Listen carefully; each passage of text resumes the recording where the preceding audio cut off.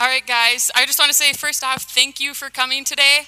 Hopefully it's been a great day, and I'm super excited for the rest of the presentations today. My name is Sarah, and I'll be talking to you today about the youth campaigns tackling global climate change. A lot of times, we know especially that there is this dire consequence of our actions, and there's simply not enough that we can do as individual persons to combat that climate change. And so we know that we need everyone to be involved. And unfortunately, society tells us things otherwise. They tell us that if we're not experts, we can't talk about the subject. If we're not experts, we can't do any action on that subject or that problem. But really, that's not the case. And so some of the things that we hear are things such as, from kids, we hear that we're just a kid, we don't have any experience in anything, there's nothing that we have in terms of skills to give to society and give to creating action. We also hear, and most of the time don't hear, that things are just too hard. There's too much work involved with it and we don't want to get it started. But the thing that we realize is that none of those are true. Everyone has something to give, everyone has some sort of talent and skill that we can use towards creating change. So one of the first things I want to talk to you today about is kids versus global warming. It was, or it's still, a nonprofit in which Alec Lures started when he was about the age of 12. He was in 6th grade, and his professor or his teacher asked him, why don't we have this project where you guys look up a documentary and watch it, and then we'll talk about it in class and you can give a presentation. He was super inspired. He listened to An Inconvenient Truth by Al Gore. I think a lot of us know what that all entails in that documentary. And one of the things that he really thought about was that think globally, act locally. And so one of the things that he realized within the movie is that when they said that Greenland would melt, that the sea level would rise by 20 feet. And unfortunately, that meant that his hometown of Ventura, California, located on the coast, would be completely underwater. And he thought this was absolutely unacceptable and that people really needed to know about this because he didn't even know about this, and he's really excited about the environment and saving our Earth. So one of the things that he did, he started obviously with educating his peers in his school, and he educated even more students. He went on and talked to other people within the local community, talked to city councils and things like that, and educate them about this problem. And the thing that he started on really empowered himself and the rest of the community members, and eventually California. And now he's in college and he's working globally with students and youth to combat climate change. The first thing he started was Sea Level Awareness Posts, or SLAP for short. You can see them up here on the board, and they're basically these posts that were placed all across Ventura, California, and they simply tell in increments what, if you do something, this is how much the sea level will rise. And so it goes all the way to the top of where the 20-foot increase in sea level will be. And so it really creates this physical thing that people can't ignore. So it really does a great job educating people. The next thing he started was a thing called the I Matter campaign. And this is really where he got his group going. The I Matter campaign was simply a video that started, and it was just a 35-second video, so I'm going to show you that now.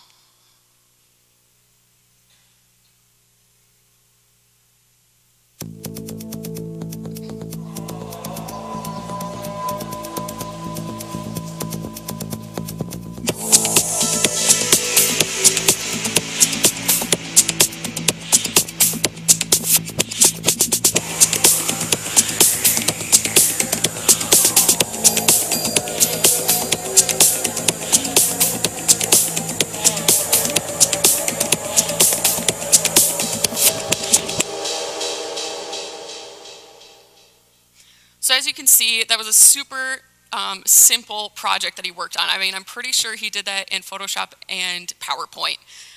So really simple, easy things that you can see that kids are super creative and they do what they can, and it can make a huge difference. Because now the I Matter campaign has been going throughout global.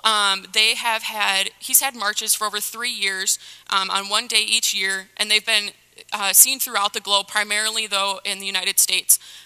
So once again showing kids actually have something that they can contribute. The next group is 350.org. They have been doing earth art for about 3 years now. They started in 2010, and it was this idea that came from some interns they have, and these interns was also working with a few students in the local communities, and so that's where they got this idea. And it's basically, they have this visible art piece from space. So the picture you see up here is actually from a satellite picture. And the great thing is that these are all created and designed by local communities, and most of the time they're also actually created by people, and they actually include people in art. So as you see the eagle here, this is actually created up of people wearing different color clothing and things like that, and hats. And it's a really great idea, I think, because it totally fits their goal of trying to empower everyday people and get them to act. Because, I mean, at the very minimum, at least we can all stand there and look pretty, right? I mean, at the very minimum, people have that skill. So it really actually fulfills their goal, and a lot of people like to get involved on something big and feel a part of something. Now, they also try and focus on the local climate change issue or solution. In this area, the bald eagle, I guess, is extremely threatened, and so they wanted to picture that. And the other great thing that they're doing are these community activist guides. And I think that's honestly the best thing that they have going for them right now with this project, because although they've changed from having originally 13 locations to now having 47 in just 3 years, the activist guide allows that change to happen in that continual motivation and movement. Because without the activist guide, students and youth and various people would not know where to go to be able to start these projects. So we've got the next one here, and this is just one of the pictures from satellite. The one on the right is from Iceland. It's a polar bear, and it's actually just made out of snow and human energy. They waited for like a really good snow cover, and then they used snowshoes to create designs in the snow. And it's really super simple. Like, I've done it before, and it actually looks pretty cool, even just like standing up from on top of like a porch or something like that. The next one is a picture of the common environmental activist. And this was seen in Spain, and just kind of represents that everyone can be an activist. They always have something to give. Maybe. This next one is a tidal wave in Mexico.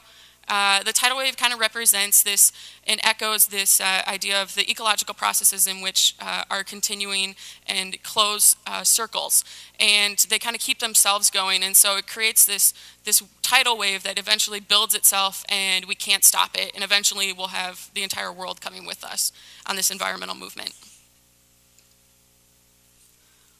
So the last group I want to talk to you about is this Pascagoula Opportunity Center students. They applied for and got a grant from the Disney Friends for Change Project Green. And what they basically did is they did this kind of all over project in which the students were able to learn in multiple ways, including art, in which they transformed trash cans using paint to send environmental messages to people. And then they talked to local community businesses and got the businesses to put up the trash cans, and what they did is collect aluminum cans. Now, every day throughout the week, a different group of students, classrooms, go to the various locations, and they take those items to the recycling center, get money from the recycling center for it, and those proceeds get donated to the American Red Cross. And then, as a little addition, they also have to send letters into their U.S. congressman, which I think is like one of the best things, because not only are you getting these hands-on experiences, I mean, I know certainly tons of Concordia students who don't know how to send a letter to their local legislator. And that's a simple thing that these students are doing right now, and they can actually use that as tool for creating change in the future, because we'll always have to be talking to our legislators and our congressmen. So the real question is, how were they able to do this? They were able to do this because they realized they had something. Everyone has something that they can give. Like I said, at least you can sit there or stand there and look pretty. And So one of the ways that you can figure out how you have something and what you can give back is first you need to figure out what your passion is, or whatever issue that you're concerned about at the time. It doesn't need to be an issue that you're going to spend your rest of your life on. It can be just a local campaign for one season. It can be just something happening on our campus. It can be anything. You just need to figure out what you're passionate about. And then you need to figure out your strengths. Your strengths, like I said, we all have something to give. So you can definitely come up with a strength. And then you need to ask what needs to be done. You never know what needs to be done. A lot of times, I mean, there's people who are really good with computers and they think, well, I have nothing to give. Well, a lot of campaigns, they need computer help. I mean, they're going to need to know how to figure out to set up phone conferences and things like that, and to fix any sort of technological problems, because people like me can't do technology. So the next thing you need to do is figure out where that intersection lies between what you're good at and what needs to be done. So people, like, say they're really good at organizing. They can either organize people around doing phone banks or some other sort of activity, and then they could also do things where, people who are really good at social media. Social media is becoming a huge thing right now. We just had this social media summit, and people are learning that social media is a great way to be able to connect with people and organize people around a movement. And the last thing, be creative. I mean, I think we've learned from these examples that students and youth are super creative, and that's one of the best advantages. And I think if we are able to realize that we all have something and that we're all creative and we do that, then we can empower not only ourselves, but the youth, and we can solve this environmental crisis. Thanks.